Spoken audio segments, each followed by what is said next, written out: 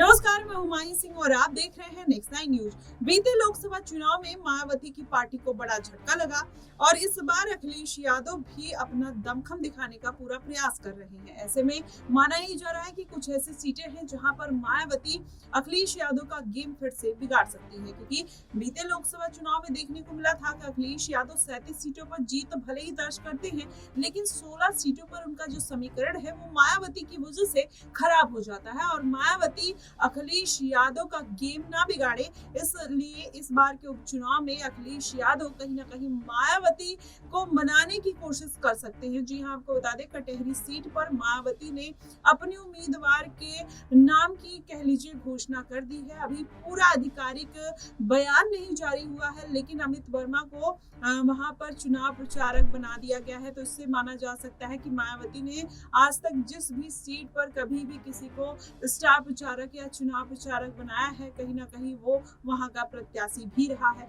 ऐसे में मायावती ने कटहरी पर कहीं ना कहीं अपना जो है जाल फैलाना चालू कर दिया है। ऐसे में अखिलेश यादव मिल्कीपुर सीट पर अपना दबदबा कायम करना चाहते हैं और उन्होंने अवधेश प्रसाद के बेटे अजीत प्रसाद को मौका दिया है। अब ऐसे में भारतीय जनता पार्टी ने भी वहां की कमान संभाल ली है। योगी आदित्यनाथ ने मिल्कीपुर सीट और कटहरी सीट पर अपना दबदबा कायम करने की कोशिश की है। देखना दिलचस्प होगा कि आखिरकार वो कितना इसमें सफल हो पाते हैं। वहीं अगर पूरा समीकरण देखा जाए तो योगी आदित्यनाथ अब इन 2 सीटों पर अगर जीत दर्ज कर लेते हैं तो कहीं ना कहीं उनका जो खोया हुआ एक विश्वास था पार्टी की तरफ से, वो भी मिलता हुआ नजर आएगा, क्योंकि अयोध्या सीट हारने के बाद योगी आदित्यनाथ की किरकिरी होते हुए नजर आई। भारतीय जनता पार्टी कहीं ना कहीं योगी आदित्यनाथ से नाराज चल रही थी। ऐसे में एक ये सुनहरा मौका हो सकता है और वही जिम्मेदारी कहीं ना कहीं योगी आदित्यनाथ ने अपने कंधों पर उठा ली है।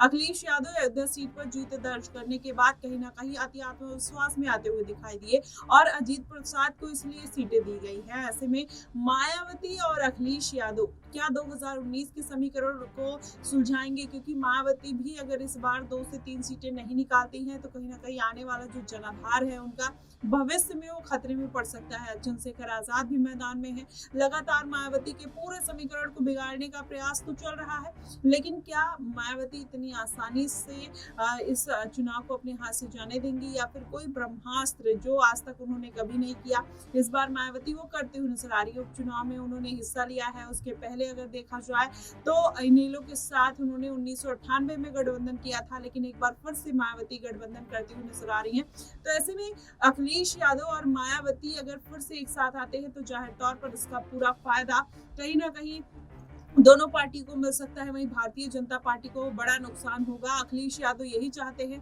कि जो समीकरण मायावती ने लोकसभा चुनाव में बनाए थे और जिसकी वजह से अखिलेश यादव को हार का सामना करना पड़ा था, वो इस बार वो गलती ना दोहराई जाए। और वही गलती ना दोहराने के लिए क्या आकाश आनंद को एक सहारा ले सकते हैं अखिलेश यादव, क्योंकि कुछ दिन पहले जब आकाश आनंद को पार्टी से बाहर का रास्ता दिखा दिया गया था तब अखिलेश यादव ने खुलकर उन्हें सपोर्ट किया था। तो क्या अब आकाश आनंद उसकी भरपाई करते हुए नजर आएंगे? क्या मायावती को मनाते हुए नजर आएंगे कि अखिलेश यादव के साथ गठबंधन कर ले? वही देखा जाए तो मायावती अखिलेश यादव के साथ गठबंधन करके हमेशा से फायदे में रही है। 2019 में अखिलेश यादव 5 सीटें निकालते हैं, लेकिन मायावती 10 सीटों पर अपनी जीत दर्ज करती हैं। अगर इस बार भी वही समीकरण बनते हैं तो जाहिर तौर पर कहीं ना कहीं दोनों पार्टियों के लिए बेहतर होगा, लेकिन भारतीय जनता पार्टी को बड़ा झटका लग सकता है। देखना यही होगा कि आने वाले दिनों में किस तरीके से भारतीय जनता पार्टी अपनी स्ट्रेटेजी बनाती है और क्या मिल्कीपुर सीट पर अखिलेश यादव और अजीत प्रसाद को मात दे पाएंगे योगी आदित्यनाथ, ये बेहद दिलचस्प है। फिलहाल आपको क्या कुछ लगता है कि अयोध्या में हार का कारण क्या रहा और इस बार मिल्कीपुर सीट से योगी आदित्यनाथ अपना परचम लहरा पाएंगे या नहीं? आप हमें कमेंट बॉक्स में जरूर बताइएगा। फिलहाल के लिए बस इतना ही। देश और दुनिया की तमाम खबरों के लिए हमारे साथ बने रहिएगा नेक्स्ट 9 न्यूज।